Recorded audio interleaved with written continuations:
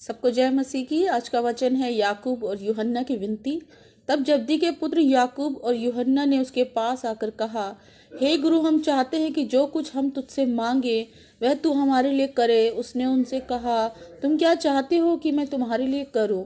उन्होंने उससे कहा, हमें यह दे कि तेरी महिमा में हम में से एक तेरे दाहिने और दूसरा तेरे बाएं बैठे।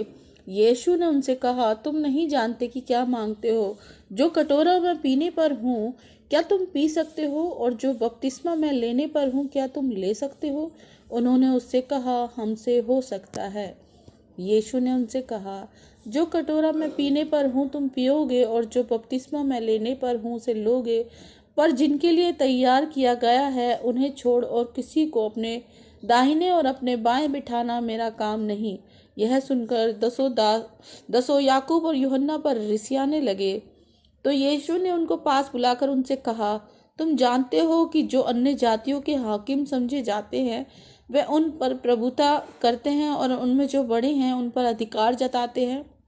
पर तुम में ऐसा नहीं, वरन जो कोई तुम में बड़ा होना चाहे वह तुम्हारा सेवक बने, और जो कोई तुम में प्रधान होना चाहे वह सबका दास बने।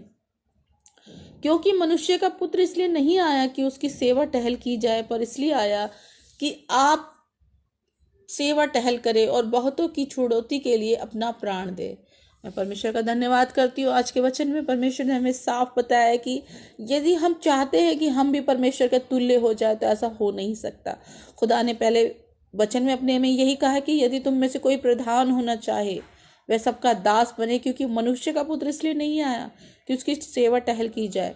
सच में परमेश्वर का वचन यह हमें बता रहा है कि उसने अपना स्वर्गीय राज्य छोड़ा, अपना जो अधिकार था इकलौते पुत्र होने का वो राज्य छोड़कर उसने हम पापियों के लिए अपनी जान को दी, अपने प्राणों को उस कैलवरी के क्रूस पर दे दिया, ताकि हम उसने हमारी छुड़ौती के लिए अपने प्राणों को दे दिया ताकि हम बचाए जाएं और उद्धार को प्राप्त करें।